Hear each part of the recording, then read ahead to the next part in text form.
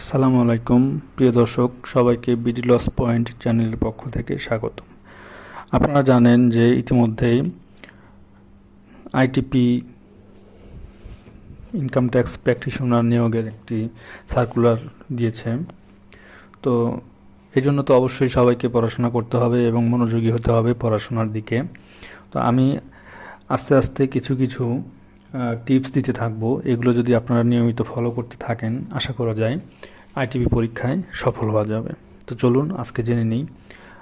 প্রিয় দর্শক, আপনারা জানেন যে 2023 সালের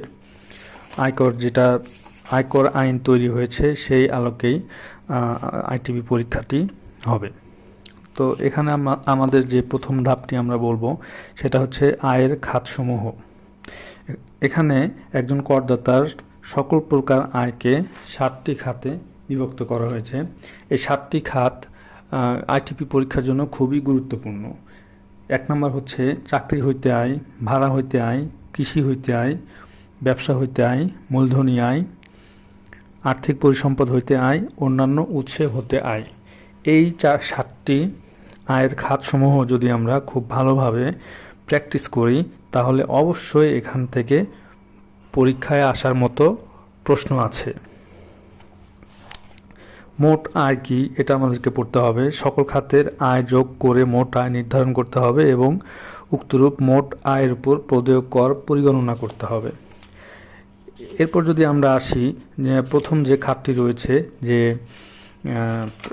চাকরি হতে আয়, এখানে কোন অংশটুকু পড়তে পারি যে আয়কর আইন 2023-এর ধারা অনুযায়ী 32 হতে 34 চাকরি হতে আয় নিরূপণ করতে হবে।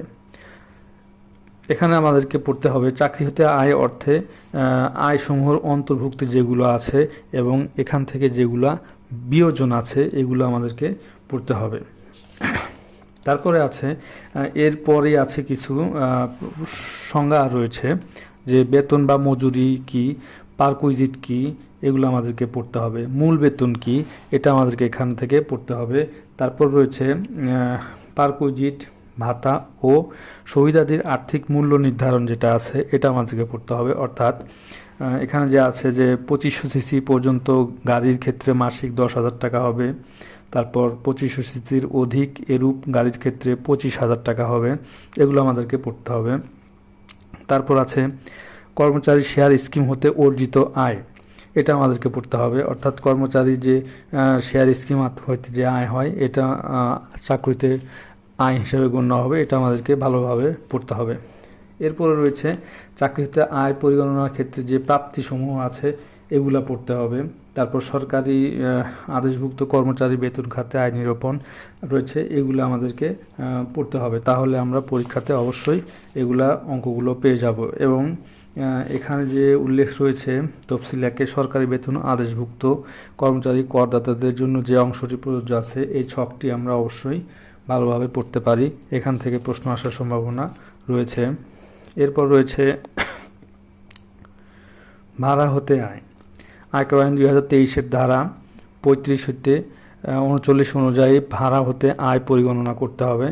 এই অংশটুকু আমাদেরকে পড়তে হবে। ভাড়া হতে আয় পরিগণনায় বিবেচ্য বিষয়াদি যেগুলো রয়েছে, যেমন কোনো সম্পত্তির মোট ভাড়া মূল্য হতে অনুমোদনযোগ্য খরচ বাদ দিলে যা অবশিষ্ট থাকবে তাই হবে উক্ত সম্পত্তির ভাড়া হতে আয়।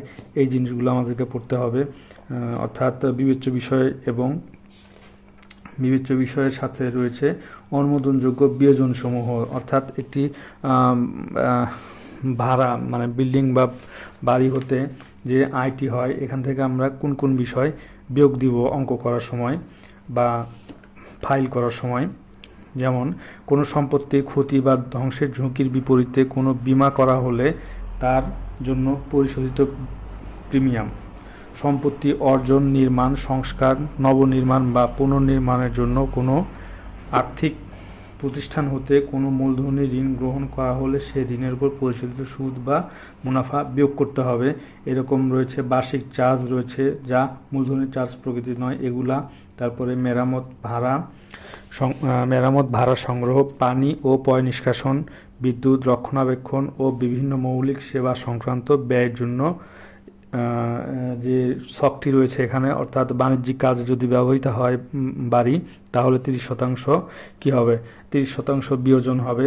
তারপর অবাণিজ্যিক উদ্দেশ্যে ব্যবহৃত গৃহ সম্পত্তি হইলে সেখান হতে 25% বিয়োজন হবে, অন্যান্য ক্ষেত্রে 10% হবে।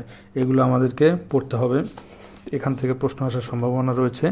তারপর তফসিল 2 এর যে ইয়েটা রয়েছে, তফসিল 2 এ যে ছকটা রয়েছে, এই ছকটা যদি আমরা ভালোভাবে পড়ি, এখান থেকে কোনো প্রশ্ন আসার সম্ভাবনা রয়েছে। এরপর রয়েছে কৃষি হতে আয়। কৃষি হইতে আয়ের ক্ষেত্রে একটি বিশেষ বিষয় পরিলক্ষিত হচ্ছে, সেটা হচ্ছে কি, যে কৃষি হইতে আয়ের খাতে আওতাভুক্ত অনধিক 2 লক্ষ টাকা পর্যন্ত আয় করমুক্ত থাকবে। খুবই একটি ইম্পর্টেন্ট প্রশ্ন। যদি উক্ত ব্যক্তি পেশায় একজন কৃষক হন এবং যদি আয় ব্যতীত কোনো আয় না থাকে, জমি চাষাবাদ হতে উদ্ভূত আয়, সুদ বা মুনাফা বাবদ অনধিক 20,000 টাকা আয়। এখানে আরেকটি বিষয় রয়েছে, সেটি হলো কোনো ব্যক্তির কৃষি সম্পর্কিত কার্যাবলী হতে অর্জিত আয় কৃষি হতে আয় হিসেবে পরিগণিত হবে।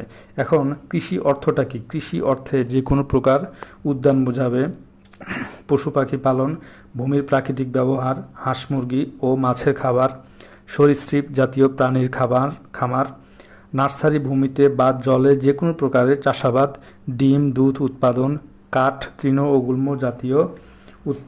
গুল্ম উৎপাদন, ফল ফুল ও মধু উৎপাদন এবং বীজ উৎপাদন এর অন্তর্ভুক্ত হবে। আমি এতক্ষণ বলছিলাম কৃষি অর্থটা কি। কৃষি অর্থ এগুলা বুঝাবে: কোনো ব্যক্তি কর্তৃক উৎপাদিত ও প্রক্রিয়াকৃত চা এবং রাবার এর বিক্রয়লব্ধ অর্থের 40% ব্যবসা আয় এবং 60% কৃষি আয় বলে গণ্য হবে। এই জিনিসগুলো পড়তে হবে। এরপর রয়েছে কৃষি হতে আয় খাতে আয় গণনার ক্ষেত্রে অনুমোদিত সাধারণ বিয়োজনসমূহ, অর্থাৎ অনুমোদিত যে বিয়োজনগুলো আছে এগুলো আমাদেরকে পড়তে হবে। যেমন এখানে রয়েছে কৃষি উদ্দেশ্যে ব্যবহৃত ভূমি বা আঙিনার উপর পরিশোধিত যে কোনো প্রকার কর, ভূমি উন্নয়ন কর বা খাজনা। আরও রয়েছে পরিশোধযোগ্য ভাড়া, উন্নয়ন ও সংরক্ষণ ব্যয় এবং চাষাবাদ ব্যয়, কৃষির উদ্দেশ্যে গৃহীত ঋণের পরিশোধযোগ্য সুদ বা মুনাফা। এরপরে আরও রয়েছে কৃষিকাজে ব্যবহৃত যন্ত্রপাতি ও সরঞ্জামাদি রক্ষণাবেক্ষণ ও মেরামত এবং চাষাবাদের জন্য পালিত গবাদি পশু লালন পালন তৎসংশ্লিষ্ট প্রক্রিয়াকরণ বা পরিবহন সংক্রান্ত ব্যয়। এছাড়াও রয়েছে যদি এগুলা রক্ষার্থে কোনো বিমা করা হয় সেই বিমার প্রিমিয়াম। এছাড়াও রয়েছে প্রাকৃতিক দুর্যোগ অথবা অন্য কোনো প্রকার ক্ষতি সাধন হতে কৃষককে রক্ষার নিমিত্তে যে খরচটা হবে এগুলো রয়েছে, এগুলো আমাদেরকে পড়তে হবে। এখানে আরেকটি গুরুত্বপূর্ণ বিষয় রয়েছে, সেটি হলো যে 2 লক্ষ টাকা যে করমুক্ত থাকবে, এটা কিভাবে হবে। 65 বছরের নিচে পুরুষ করদাতার ক্ষেত্রে 3,50,000 টাকার সাথে আরও 2 লক্ষ টাকা যোগ হবে, অর্থাৎ 5,50,000 টাকা হবে। মহিলা করদাতা বা 65 বছর বা তদূর্ধ্ব বয়সের পুরুষ করদাতার ক্ষেত্রে 4 লক্ষ টাকার সাথে আরও 2 লক্ষ টাকা যোগ হবে, সেক্ষেত্রে টোটাল হবে 6 লক্ষ টাকা। এভাবে আমরা এই জিনিসগুলো পড়তে হবে। প্রতিবন্ধী ব্যক্তি করদাতার ক্ষেত্রে 4,75,000 টাকার সাথে আরও 2 লাখ টাকা যোগ হবে, তাহলে হবে 6,75,000 টাকা। এভাবে গেজেটেড মুক্তিযোদ্ধা করদাতার ক্ষেত্রে হবে 7 লক্ষ টাকা। এই জিনিসগুলো আমাদেরকে পড়তে হবে। এরপর আছে ব্যবসা হতে আয়। এখানে এরকম কোন জিনিস ব্যবসা হইতে আয় হিসেবে পরিগণিত হবে এগুলো পড়তে হবে। তারপরে আছে এখান থেকে বিয়োজন কোনগুলো হবে, এই বিষয়গুলো পড়তে হবে। এখানে ব্যবসার একটি ছোট্ট সংজ্ঞা দেওয়া রয়েছে, এটাও খুবই গুরুত্বপূর্ণ, এটা আমাদেরকে পড়তে হবে। এরপর আসতেছে মূলধনী আয়। মূলধনী আয়টা কি, এর সাথে কোন জিনিসগুলা পরিগণিত হবে এই জিনিসগুলো পড়তে হবে। এখানেও কিছু সংজ্ঞা রয়েছে। পরিসম্পদ অর্জন মূল্য কি বলতে কি বোঝায় এটা আমরা পড়তে পারি। মূলধনী পরিসম্পদ বলতে কি বোঝায় এটা আমরা পড়তে হবে আমাদেরকে, ইম্পর্টেন্ট একটি প্রশ্ন। এরপর রয়েছে আর্থিক পরিসম্পদ হতে আয়। এখানে আর্থিক পরিসম্পদ হইতে আয় হিসাবে কোন বিষয়গুলো পরিগণিত হবে এবং কোন বিষয়গুলো বিয়োজন হবে, এই জিনিসগুলো আমরা পড়লে ইনশাল্লাহ আমরা এখান থেকে কমন পাবো। আরেকটি সর্বশেষ রয়েছে 7 নম্বর, সেটা হচ্ছে অন্যান্য উৎস হতে আয়। আয়কর আইনের 2023 এর ধারা 66 হইতে 69 অনুযায়ী অন্যান্য উৎস হইতে আয়